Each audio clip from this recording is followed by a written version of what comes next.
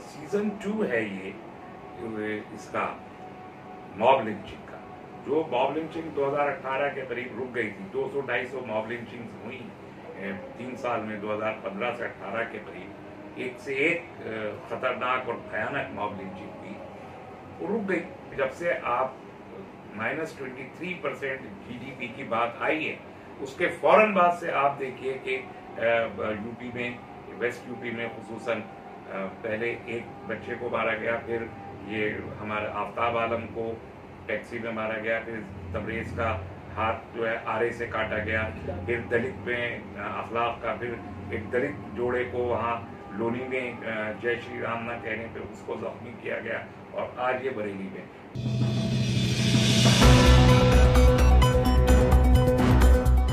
पल न्यूज से मैं हूं आपके साथ नदीम अकरम।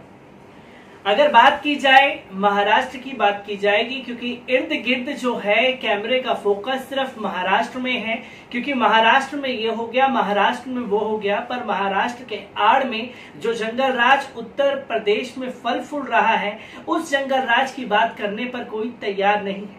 आज के अगर इंसिडेंट की बात उठा करके देखी जाए तो पहला मामला बरेली से सामने आता है, जहां अबरार की फावड़े से गला काट करके अनिल गिरी हत्या कर देते हैं। इस खबर का कहीं जिक्र नहीं।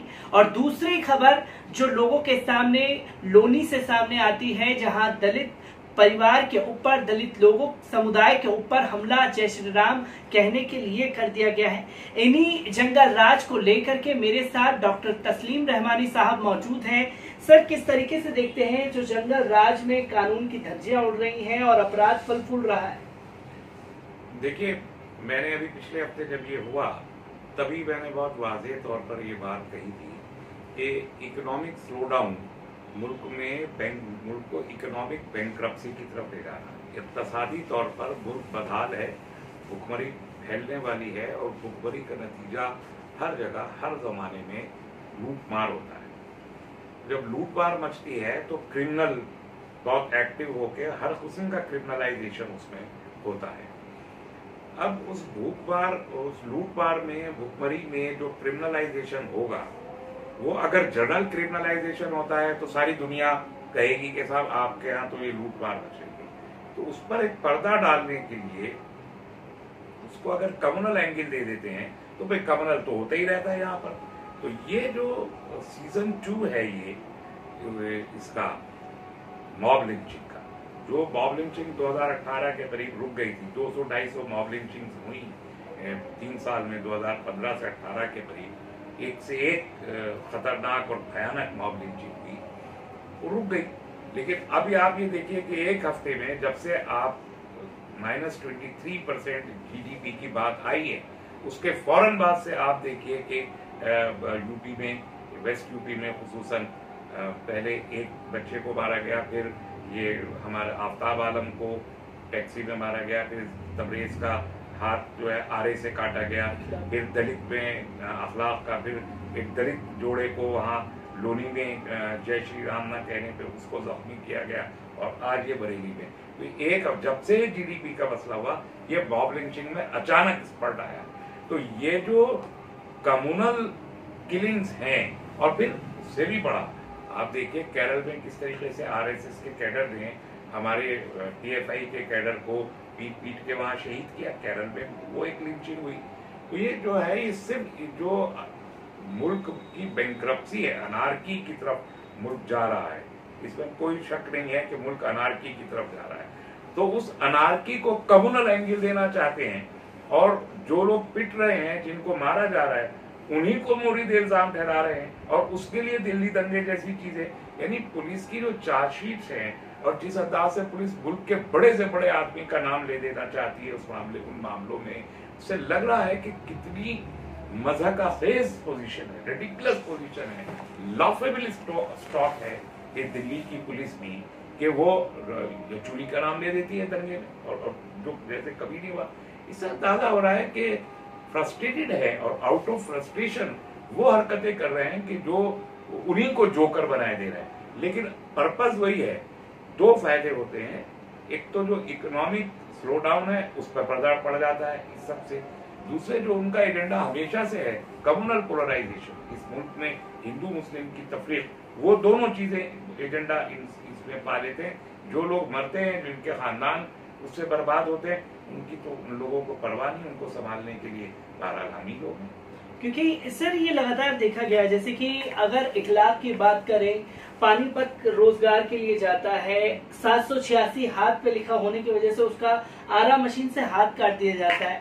जहां उत्तर प्रदेश के सीएम ये दावा करते हैं कि उन्होंने ठोको नीति के तहत अपराधियों को इतना ठोका है कि अपराधियों के दिल में सीएम योगी आदित्यनाथ का खौफ बैठ चुका है। पर जिस तरीके से आज की घटना आई है, कहीं से नहीं दिखता कि अपराधियों के दिलों में सीएम का खौफ बचा है कहीं। नहीं, बिल्कुल नहीं है किसी अपराधी के, बल्कि जितने अपराधी हैं सब सीएम के साथी हैं। हर अपराधी सीएम का साथी है। क्यों है? इसलिए कि सीएम खुद अपराधी है, तो अपराधी मौसेरे भाई हैं। सीएम जो उत्तर प्रदेश के हैं, उनके ऊपर 12 से ज्यादा क्रिमिनल केसेस है, पॉलिटिकल केसेस नहीं है। कत्ल के, लूट के, आतिशजनी के, मकानों में आग लगाने, ये सारे केसेस चीफ मिनिस्टर के ऊपर रजिस्टर्ड रहे हैं, मुकदमे चल रहे हैं। कुछ में मुकदमों में सजा होने वाली थी कि जब उन्होंने अपने मुख्यमंत्री बनते ही उन मुकदमों को वापस ले लिया। वो मुख्यमंत्री सैया भाई कोतवाल तो सारे वो उन्होंने वापस ले लिए। तो वो एक क्रिमिनल माइंडसेट का आदमी है, जिसे ये आदित्यनाथ योगी कहते हैं। उस क्रिमिनल इंसान ने स्टेट के तमाम क्रिमिनल्स को अपना साथी बना लिया है, तो उनको काहे का डर होगा? उनके दिल में ये है कि अब तो हमारा आदमी है, मुख्यमंत्री है, जो जी चाहे करो। और आप देखिए उत्तर प्रदेश के लॉ एंड ऑर्डर की सिचुएशन है, जिनको मारा जा रहा है वो लोग हैं जो योगी आदित्यनाथ के मुखालिफ हैं। उन मुखालिफों को पुलिस के जरिए, पुलिस के इंस्ट्रूमेंट के जरिए उनको कत्ल करवा रहे हैं, उसको कह रहे हैं तो वो जो सिचुएशन प्रोजेक्ट कर रहे हैं उसके बिल्कुल बरक्स है। अपराध तो बड़ा है। अभी ये है, आप बताइए, इस लड़के को जो अखलाक के हाथ काटे, कितने लोग को गिरफ्तार किए हैं? आप बताइए, दादरी के पास में जो आफ्ताब आलम को जिन लोगों ने गाड़ी में घुस के पीटा, कितने लोग को? और पुलिस ये कह रही है बाउलिंचिंग नहीं है। जो केस रजिस्टर्ड किया है उसमें उस बच्चे से उन्होंने फोन नंबर तक लेने की कोशिश नहीं की है, और तमाम जो कॉल रिकॉर्ड्स हैं उसके वो कंसिडर नहीं कर रहे हैं। तो जो असल मुजरिम है वो तो गिरफ्तार ही नहीं हुए, तो उनको काहे का डर होगा? अपराधी आजाद है, अपराधी दोस्त हैं चीफ मिनिस्टर के, इसलिए ये आजम खान रहेंगे जेल में, उनको बेल नहीं मिलेगी। बाकी सब जितने क्रिमिनल हैं वो कत्ल करते फिरेंगे। क्योंकि सर जैसे कि जंगल राज में बात की जाती है और भारतीय जनता पार्टी के जो तमाम नेता हैं वो हिंदुओं की सरकार कह करके इस सत्ता में काबिज हुई, पर जंगल राज में ये साफ तौर पर देखा जा रहा है ब्राह्मणों की हत्याओं को भी ये रोक नहीं पा रहे हैं। तो दलितों पर तो जुल्म हो ही रहा था, मुसलमानों पर तो जुल्म हो ही रहा था सीएम योगी आदित्यनाथ के राज में, अब ब्राह्मणों की भी हत्या का सिलसिला चल पड़ा। मुझे पता नहीं, ब्राह्मण 2-4 लोग ब्राह्मण मारे गए हैं। अब योगी आदित्यनाथ खुद तो ब्राह्मण है नहीं, तो हो सकता है कि उन्होंने कुछ ब्राह्मणों को इसने टारगेट किया हो, लेकिन यूपी में ब्राह्मणों की तरफ से तो मूवमेंट खड़ा हो रहा है कि हमको ब्राह्मण मुख्यमंत्री चाहिए। बीजेपी के अंदर भी ये दबाव है ब्राह्मणों का कि हमें ब्राह्मण मुख्यमंत्री चाहिए। तो एक कास्ट वार यूपी में हमेशा रही है, और अब वो एक ऐसे क्रिमिनल आदमी जो नॉन ब्राह्मण क्रिमिनल है वो आ गया है, तो थोड़ा ब्राह्मणों पे हो सकता है कुछ चीजें बड़ी हो, लेकिन कोई इतनी बड़ी नहीं बढ़ी है। थोड़ी सी बढ़ते ही उन्होंने कहा हमको तो ब्राह्मण चीफ मिनिस्टर चाहिए। तो ये कास्ट का एक मसला हो सकता है। फैक्ट यही है, क्रिमिनलाइजेशन बढ़ रहा है, पॉलिटिकल क्रिमिनलाइजेशन है, बदले की कार्रवाई, इंतकामी कार्रवाई।